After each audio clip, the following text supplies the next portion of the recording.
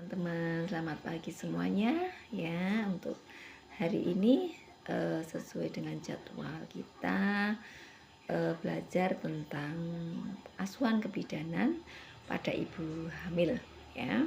Dengan materi yang akan kita bahas adalah sesuai dengan silabus, itu tanda-tanda dini adanya bahaya pada kehamilan muda ya.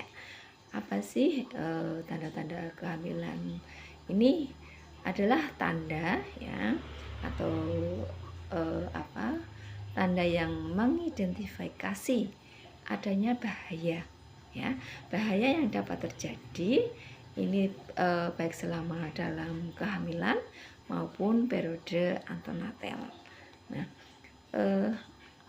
bagaimana jika tanda bahaya ini tidak tertangani dengan baik ya? Ini tentunya jika ada tanda bahaya tidak tertangani dengan baik, ini akan mengancam ya, mengancam baik itu jiwa ibu maupun jiwa janin yang ada di kandungan ya.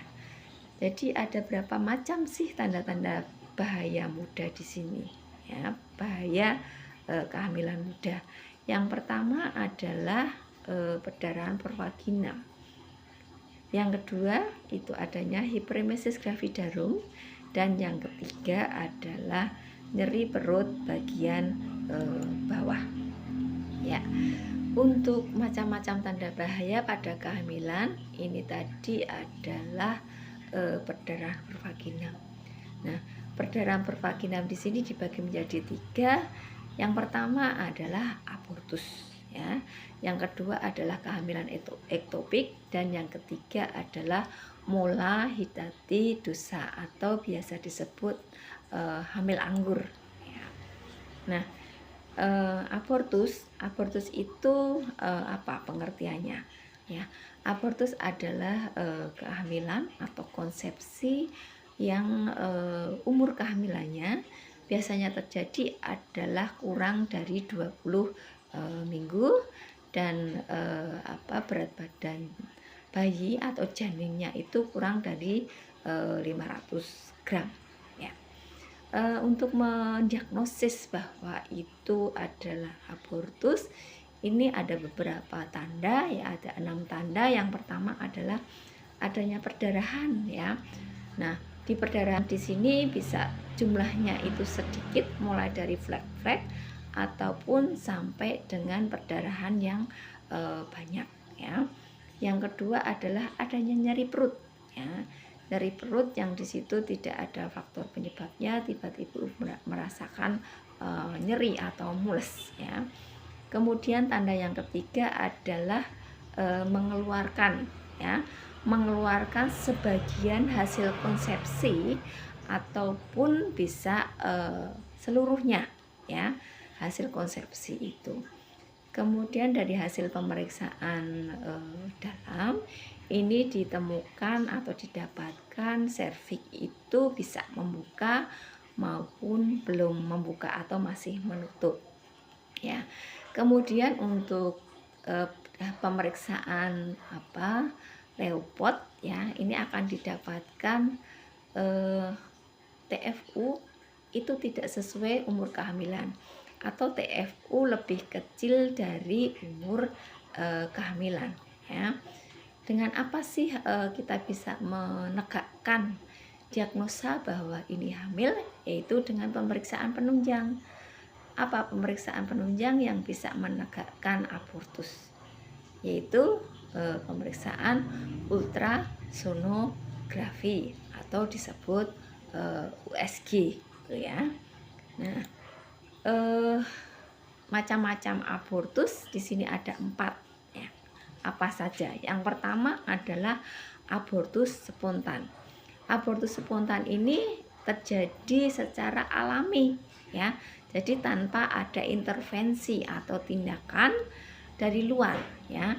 Ini untuk mengakhiri kehamilan itu. Jadi tiba-tiba misalnya ini bisa disebabkan karena mungkin ibu habis terjatuh atau ibu habis hubungan seksual, atau ibu habis terbentur dan sebagainya, ya.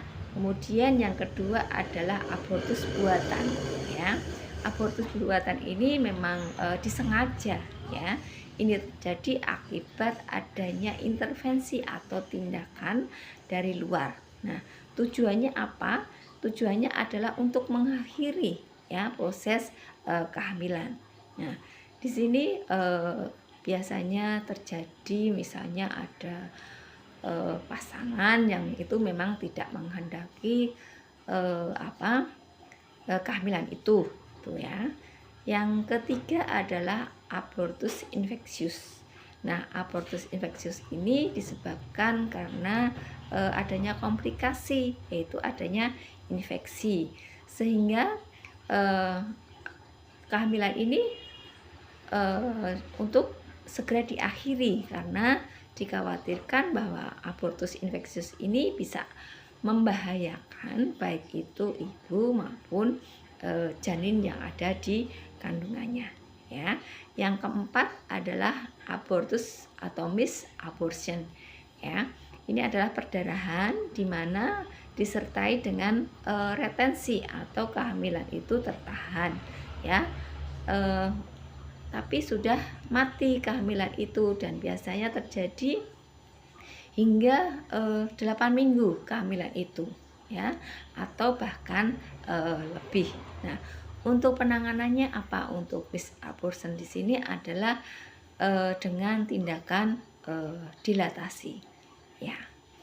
Ya, mungkin ini materi yang bisa saya sampaikan. Mungkin ada yang ingin didiskusikan atau ingin diklarifikasi, kami persilahkan, ya. Oke, untuk pertemuan hari ini mungkin sudah dianggap cukup, ya. Untuk pertemuan berikutnya kita akan membahas tentang faktor penyebab abortus, ya. Terima kasih atas perhatiannya, semoga ilmunya bermanfaat. Kami akhir sampai di sini. Terima kasih dan selamat siang.